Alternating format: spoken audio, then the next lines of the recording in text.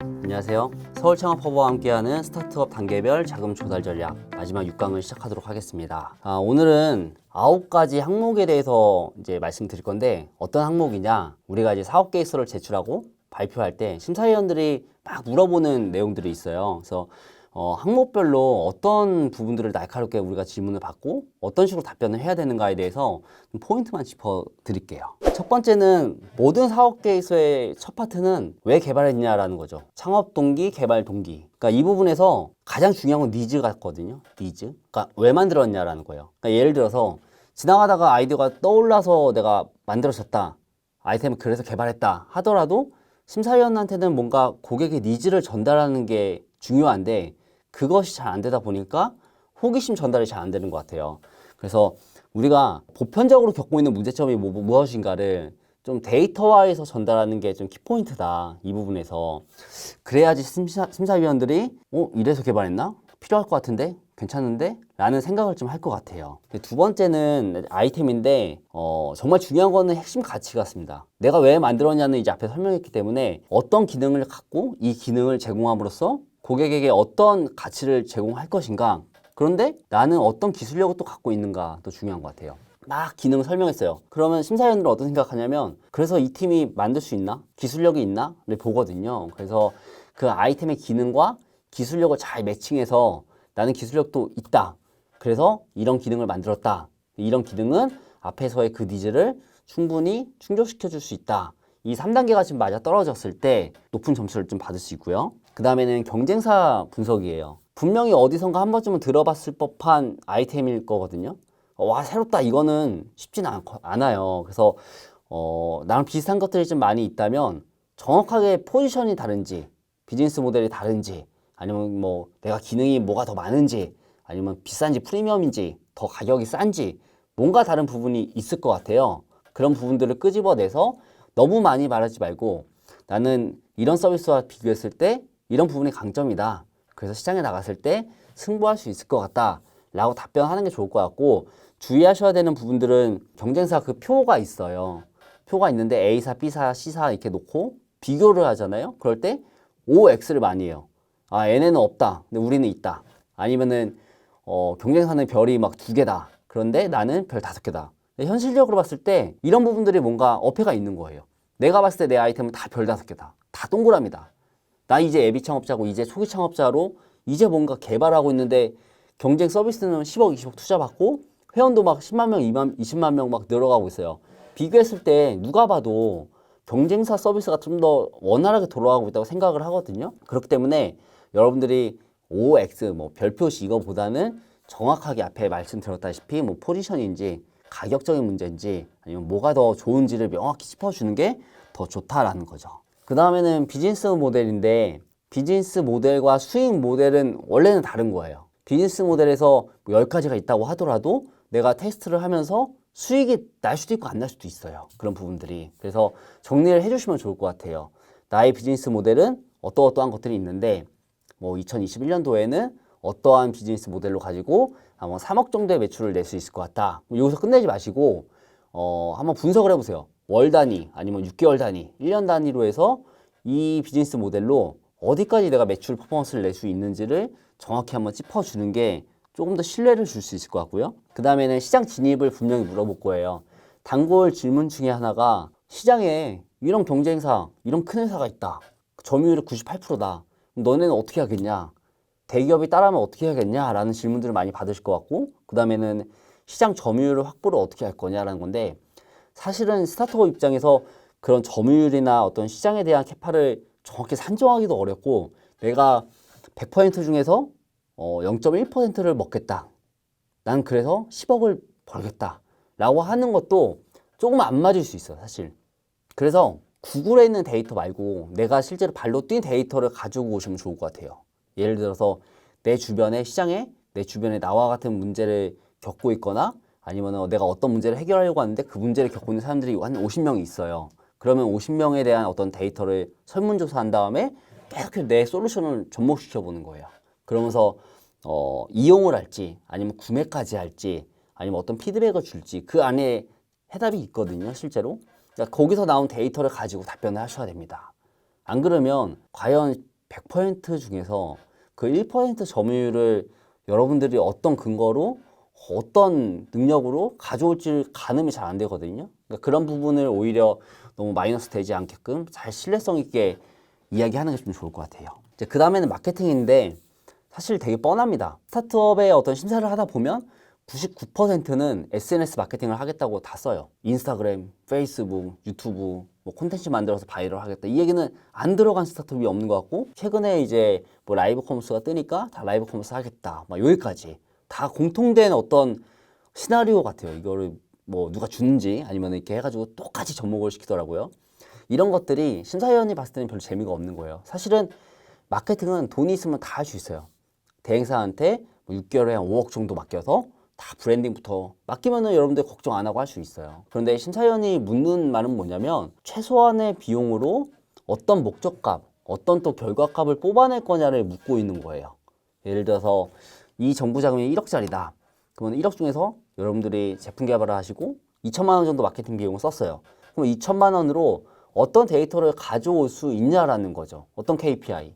네. 그래서 그게 회원가입인지 아니면 타겟을 유도해서 우리 뭐 앱을 다운받게 하든지 아니면 바로 구매를 일으키든지 뭐 여러 가지 형태가 좀 있거든요. 그래서 어떤 목적값에 의한 결과값을 낼 수 있을지를 정확히 이야기하는 게 좋을 것 같습니다. 다음에는 대표자랑 팀 소개인데요. 제일 중요한 것 같아요. 그런데 실제로 이제 심사 기준표를 보면은 20점 내지 30점이더라고요. 이게 뭐냐면 심사를 많이 하다 보면 아이템보다 대표자를 더 많이 보게 되더라고요. 왜? 이 사업을 이끌어가고 이 아이템을 만드는 것 또한 대표고, 대표가 어쨌든 간에 이끌고 가는 그런 창업의 여정이거든요. 그래서 점수는 20점, 30점인데 저도 심사할 때 마찬가지인데 마음이 그쪽으로 가게 돼 있어요. 과연 이 대표자가 잘 끌고 갈 수 있는 사람인가? 어떤 기술보다는 뭔가 열정 그런 것들이 느껴질 수 있는가를 많이 보려고 노력을 합니다. 그걸 어떻게 서류에서 가능하냐? 가능합니다. 그런 것들이 여러분들이 쓰는 그런 사업 계획서를 쫙 봤을 때 물 흘러가듯이 흘러가면서 이거를 이끌어갈 수 있는 대표자는 정확하게 내가 뭘 잘하는지 쓰더라고요. 근데 그렇지 않은 경우에는 뭐 어디 대학교 졸업, 나 공모전 대상, 그 다음에 뭐 어디 근무 몇 년, 끝이에요. 내가 뭘 정말 잘하는지, 뭘 좋아하는지, 어떤 리스크가 있는지, 그걸 어떻게 내가 이끌어 갈 건지에 대해서 이야기를 안 하더라고요.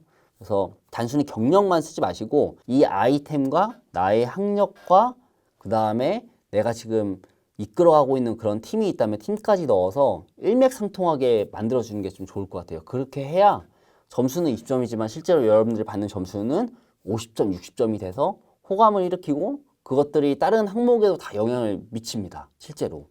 사업 개설 여러분들이 막 내도 이만큼 쌓여 있거든요. 이 중에서 딱 뽑아서 심사를 한단 말이에요. 처음부터 아이템을 보진 않아요.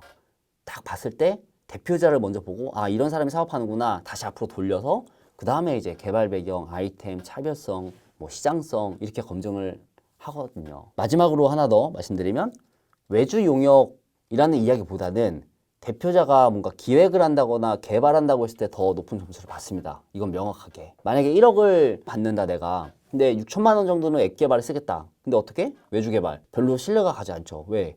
외주는 납품 받으면 끝납니다. 실제로. 그래서 여러분들이 외주 개발을 만약에 한다 하더라도 내가 어느 정도의 기획을 참여했는지 그리고 그 기획이 정말 이 서비스의 정말 중요한 요소인지 뭐 예를 들어서 뭐 알고리즘이 있다. 그러면 그런 것들에 대해서 특허를 냈는지 안 냈는지까지 상세하게 적어주는 게 좋을 것 같아요. 그리고 마지막에 보면은 고용계획이라는 게 있거든요. 고용계획. 이거 사람들이 그냥 난 2명, 1명 이렇게 간단하게 적어요. 근데 옛날에는 그냥 적고 끝났는데 요즘에는 나는 1명을 만약에 고용을 썼다. 근데 실제로 정부 과제에 붙었다 하면은 그 1명을 고용하기 위한 어떤 이렇게 서류를 씁니다. 그래서 내가 굳이 뽑을 필요가 없거나 난 뽑을 생각이 없는데 3명 고용 이렇게 쓸 필요는 없다는 거죠. 실제로 여러분들이 필요한 인력에 대해서 정확하게 쓰시고 최소한 1명 정도 그리고 그 인력이 들어왔을 때 우리 사업이 얼마큼 더 번창할지에 대해서 간단하게라도 써주시면 좋을 것 같고 그 다음에 주거니 받거니 하는 게 있어요. 이 정부 과제에서는 어쨌든 내가 만약에 1억을 받았다라고 하면은 나도 뭔가 줘야 되는 거죠. 그런 부분들이 이런 데이터예요. 이런 비용을 통해서 내가 고용을 하고 매출을 내고 수출을 통해서 뭔가 더 성과를 달성하고 그러니까 이런 데이터들을 나중에는 집계를 하거든요. 내가 돈 받았다고 끝이 아니고 돈 받은 거에 대한 어떤 결과물들을 같이 서로 주고받아야 된다라는 거에 대해서 이해를 하고 너무 서류 작업이 많다 이거보다는 그런 게 또 상도 같습니다. 이 업계에서. 마지막으로 기대효과인데요. 기대효과도 거의 잘 안 쓰세요. 거의 사업 계획서 딱 보면은 마지막에 이제 끝났다.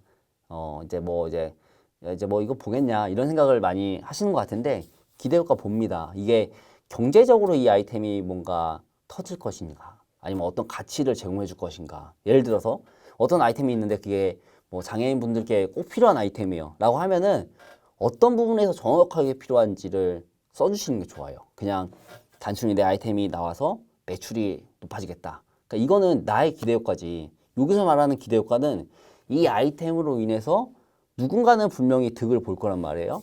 누구는 편리해지는 그런 삶을 살아갈 거고, 그래서 그런 다양한 요소들에 대해서 기대효과를 한 2줄씩이라도 써주시는 게 좀 좋을 것 같습니다. 그리고 마지막으로 어쨌든 심사를 받게 되면은 이렇게 PT 발표를 해야 되는데 시간이 다 다릅니다. 5분 발표, 7분 발표, 10분 발표, 뭐 15분 발표, 뭐 R&D 같은 경우에는 30분 발표도 있어요, 심지어.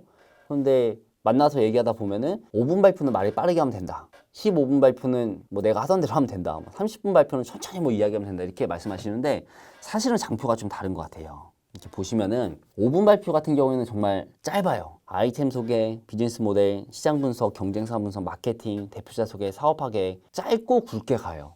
그러면 10분 발표는 어떻게 하냐?